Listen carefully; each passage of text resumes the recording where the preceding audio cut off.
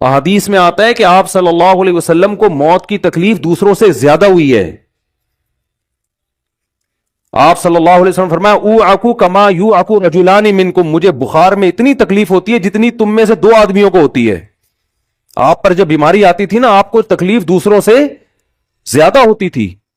اور امی عائشہ رضی اللہ تعالی عنہا فرماتی ہیں کہ نبی صلی اللہ علیہ وسلم کا سر مبارک میری گود میں تھا جب آپ کی روح نکلی ہے، اور آپ کو آپ کی جو میں نے موت کی تکلیف دیکھی ہے، جس شدت میں آپ جس تکلیف میں تھے، اس کے بعد مجھے کسی کی موت کی جو آسانی سے کوئی دنیا سے گیا ہو نا، اس کے مرنے پر مجھے کبھی رشک نہیں آیا.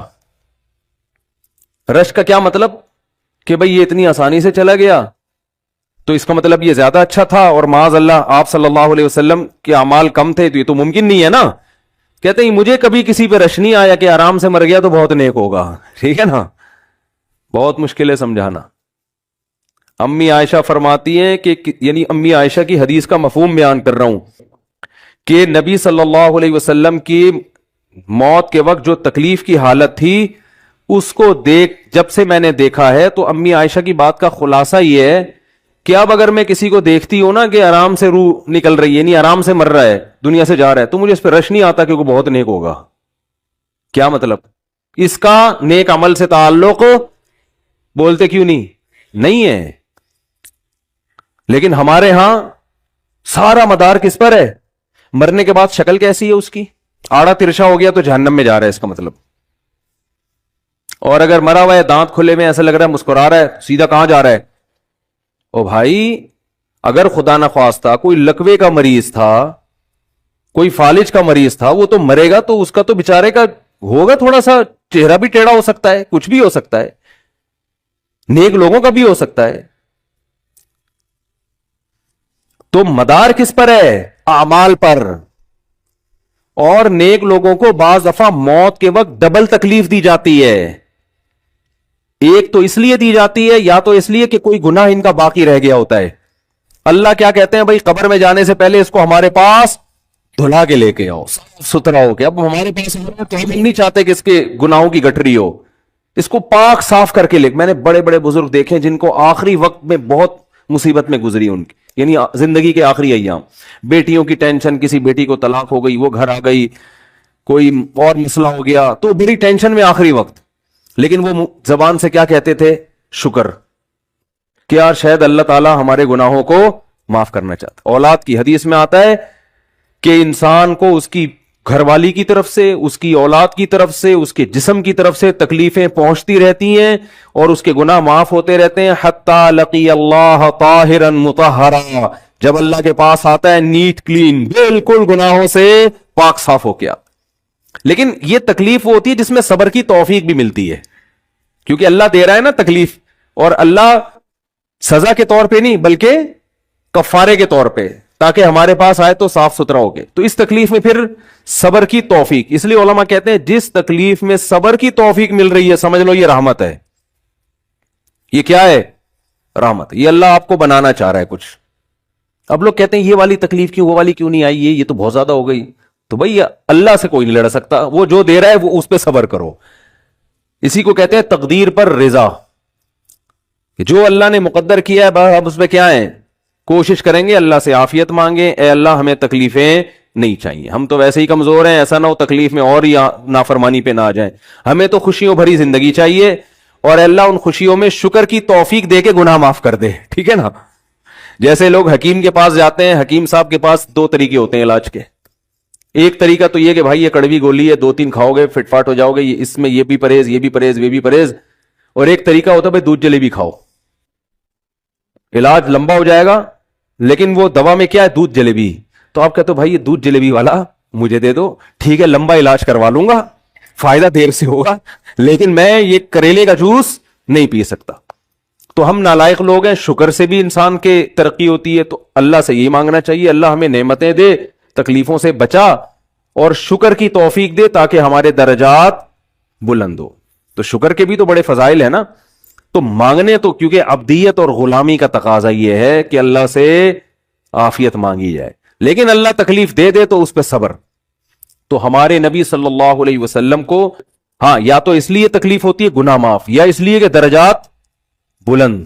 اللہ چاہتا ہے کہ بھئی یہ دنیا آزمائش کی جگہ ہے، جب آخرت میں آنا تو اتنا تجھے نوازوں. تو ہمارے نبی صلی اللہ علیہ وسلم جنت میں آخرت میں سب سے اعلی مقام کس کا ہوگا؟ سید الانبیاء محمد صلی اللہ علیہ وسلم کا، حضرت آدم سے بھی زیادہ، نوح علیہ السلام سے بھی زیادہ. تو اللہ نے فرمایا کہ آپ کو پروٹوکول دینے کے لیے آخری جو اب آپ کا آخرت کا سفر ہے نا، اس میں مادی تکلیف آپ کو دوسروں سے زیادہ دی جائے گی. یہی وجہ ہے کہ حضرت فاطمہ رضی اللہ تعالی عنہ، آپ کی چہیتی بیٹی، جب انہوں نے آپ صلی اللہ علیہ وسلم کی اس تکلیف کو دیکھا نا، جو موت کے وقت تکلیف تھی اور جو بخار کی شدت تھی، واہ کرب ابتا، فرماتی تھی ہائے میرے والد کا کرب. بہت زیادہ غمزدہ ہو گئی ان کو دیکھ کر کس قدر تکلیف میں ہے. تو آپ صلی اللہ علیہ وسلم نے فرمایا لا کرب علی ابیک بعد الیوم. کیسے تسلی کے جملے.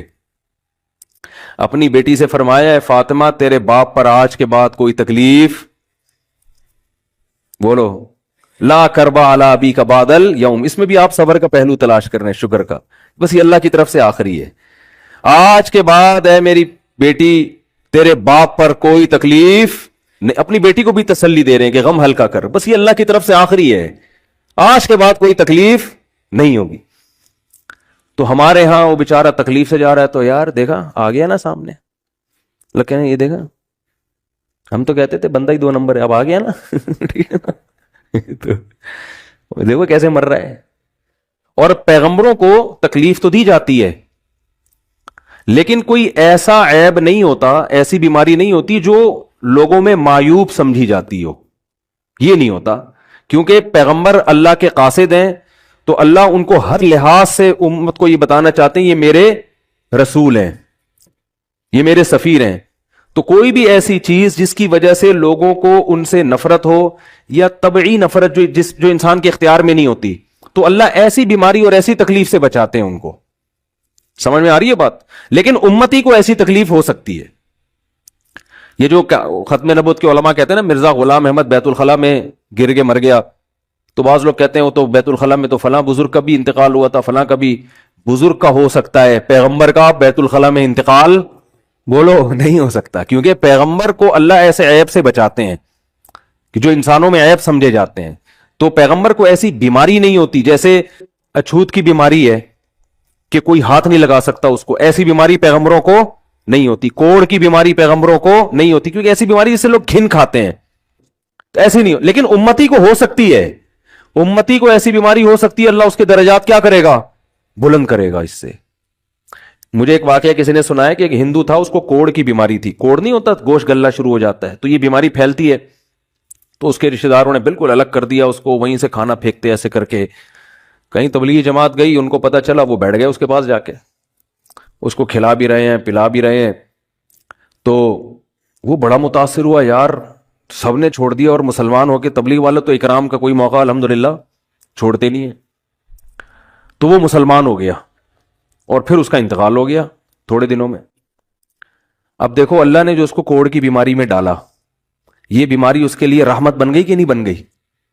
تو کفر کی حالت میں کوئی اچھا کام کیا ہوگا اس نے، اس کے بدلے میں اللہ نے اس کو کیا دے دیا؟ کوڑ کی بیماری. اب دنیا کہے گی یار عام کافر جو اچھے کام نہیں کرتے وہ تو فٹ فاٹ گھوم رہے ہیں، اور یہ تھوڑا بہت خیال کرتا تھا، اس کو اللہ نے کیا دے دیا؟ بھائی اس کو دیا اس لیے کہ اللہ کو پتا ہے کہ جی کوڑ میں ہوگا تو تبلیغ والے آئیں گے، اس کی آؤ بھگت کریں گے، اور یہ کیا ہو جائے گا؟ اسلام میں داخل ہو جائے گا.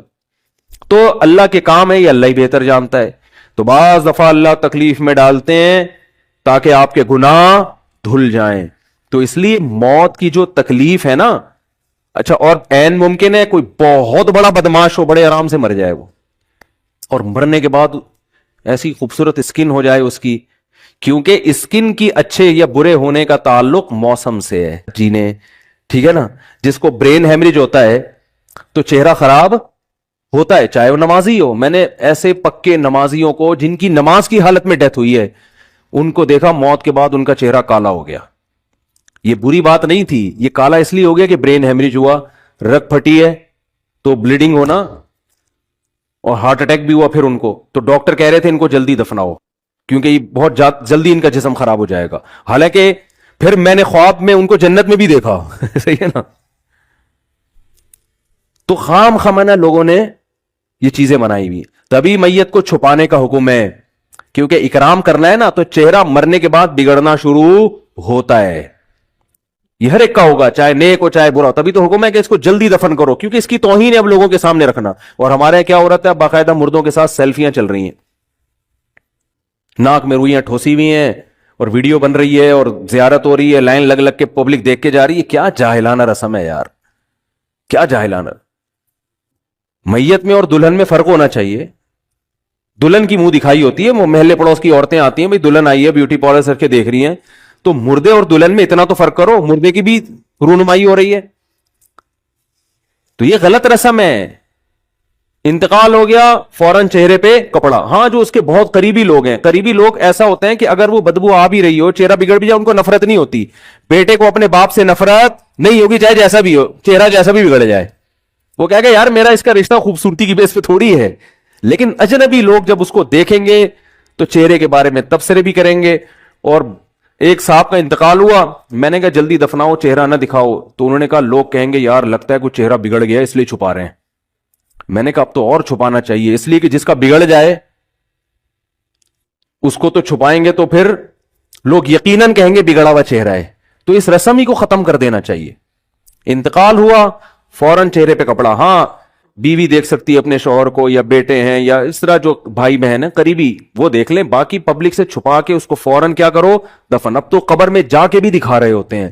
یہ اجمیوں کی گندی رسم ہے, بری رسم ہے. گندی کا لفظ میں نے تھوڑا سا زیادہ سخت استعمال کیا, لیکن مجھے اس سے زیادہ ہلکا لگ نہیں رہا کوئی لفظ. عرب میں ایسا نہیں ہوتا. سعودی عرب میں جو ہے نا, عرب لوگ بہت سی چیزوں میں ابھی بھی اسلام کے بہت قریب ہیں, بڑے خاندان. ہم لوگ چونکہ ہندوؤں کے ساتھ زیادہ رہے ہیں نا انڈیا میں, تو بہت سی چیزیں ہم نے وہاں سے کیا لی ہیں جو مذہبی لوگوں میں بھی آئی ہیں.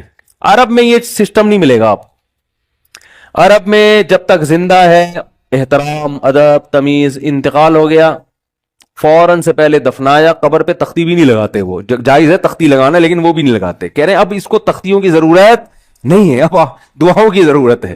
دعائیں ہوتی رہتی ہیں ابا کے لیے, صدقات و خیرات کرتے ہیں, ایسا صدقے کرتے ہیں عرب کہ آپ کی سوچ ہوگی. ایسی سخاوت ہے عربوں میں, اپنے ابا کے لیے, اپنی اماں کے لیے دعائیں کرتے ہیں.